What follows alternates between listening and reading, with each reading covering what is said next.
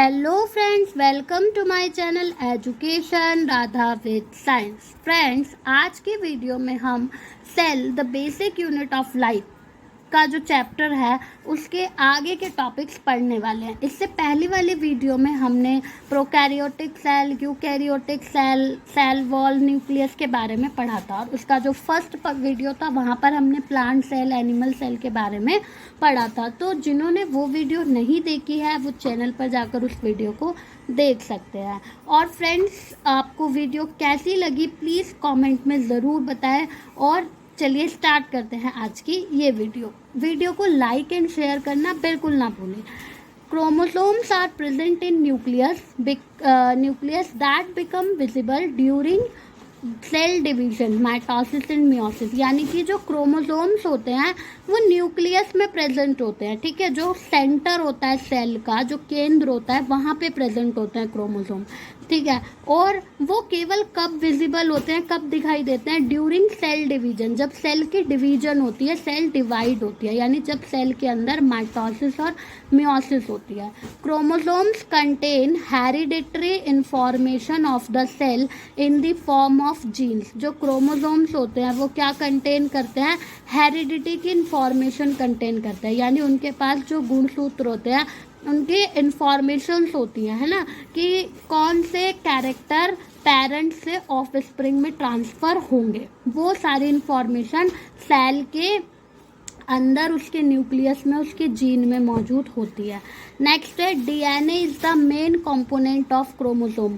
DNA जो है वो क्या है? क्रोमोसोम का मेन कंपोनेंट है।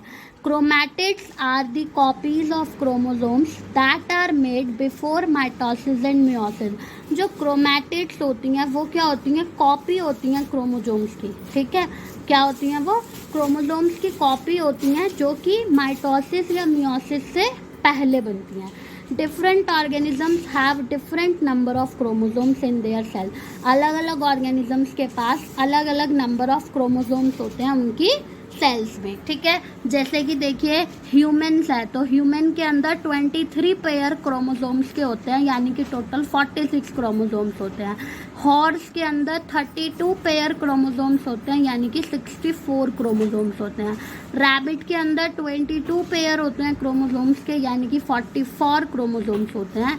अस्कैरिस में 1 पेयर होता है, यानी कि 2 क्रोमोसोम्स होते हैं। वीट में, गेहूं जिसे कहते हैं, 21 पेयर्स होते हैं, यानी 42 क्रोमोसोम्स होते हैं। मंकी में 21 पेयर होते हैं, यानी कि 42 क्रोमोसोम्स होते हैं। और डॉग में 39 पेयर होते हैं, यानी कि 78 क्रोमोसोम्स होते हैं। There is always a pair of chromosomes of each kind of cell. This paired condition of chromosomes is known as diploid. ठीक है, यहाँ पर हमेशा एक पेयर ऑफ क्रोमोसोम्स होता है, एक पेयर ऑफ क्रोमोसोम होता है हर प्रकार के सेल्स का, ठीक है। सो ये जो पेयर होती है इन्हीं को हम डाइप्लॉइड कहते हैं। नाउ बात करते हैं साइटोप्लाज्म की। साइटोप्लाज्म क्या है? The part of the cell which occurs between the cell membrane and nuclear envelope is called the cytoplasm. जो साइटोप्लाज्म है, ठीक है, ये जो पार्ट है सेल का जो कि कहाँ पर आता है? सेल मेम्ब्रेन और न्यूक्लियर एनवेलप के बीच का पार्ट होता है, इसे हम साइटोप्लाज्म कहते हैं। It is made up of mostly water and salt. ये किस किस का बना होता है? वाटर और सॉल्ट का बना होता है। Cytoplasm act as a store of chemicals such as amino acids, glucose, vitamins, ions etcetera. जो साइटोप्लाज्म होता है वो एक केमिकल स्टोर होता है, जैसे कि amino acids, glucose, vitamins, ions, इन चीज़ों का, ठीक है। साइटोप्लाज्म रिस्पॉन्सिबल होता है एक सेल को शेप देने के लिए, ठीक है। Cytosol is the part of the cytoplasm that does not contain organelles. Cytosol जो होता है ये पार्ट होता है साइटोप्लाज्म का जो कि कंटेन नहीं करता ऑर्गेनेल्स को, ठीक है। The cytoplasm is home for many activities of the cell as it contains molecules enzymes that are crucial for the break down of the waste, ठीक है। जो साइटोप्लाज्म होता है वहाँ पर क्या होती है? बहुत सारी एक्टिविटीज़ होती हैं सेल की, ठीक है, और इसमें मॉलिक्यूल्स होते हैं, एंजाइम्स होते हैं जो कि क्या होते हैं? वेस्ट को ब्रेक करने का काम करते हैं। साइटोप्लाज्म ऑल्सो एजिस्ट इन मेटाबॉलिक एक्टिविटीज़, ठीक है। साइटोप्लाज्म जो है वो मेटाबॉलिक एक्टिविटीज़ में असिस्ट करता है। बात करते हैं प्रोटोप्लाज्म की। प्रोटोप्लाज्म क्या है? The whole cellular content of a living cell is called protoplasm, ठीक है। जो प्रोटोप्लाज्म है वो क्या है? एक सेलुलर कंटेंट है लिविंग सेल का। प्रोटोप्लाज्म जो होता है वो एक जेली लाइक इनऑर्गेनिक और ऑर्गेनिक सब्सटेंस होता है जो कि क्या करता है? साइटोप्लाज्म को बनाता है, न्यूक्लियस को, माइटोकॉन्ड्रिया को और प्लास्टिड को बनाता है सेल की, ठीक है। प्रोटोप्लाज्म जो है ये चीफ सब्सटेंस है जो कि रिस्पॉन्सिबल होता है सभी लिविंग प्रोसेस के लिए, ठीक है। It regulate the environment of the cell, ये सेल के एनवायरनमेंट को रेगुलेट करता है। And maintains the shape of the cell, और सेल की शेप को मेंटेन करता है।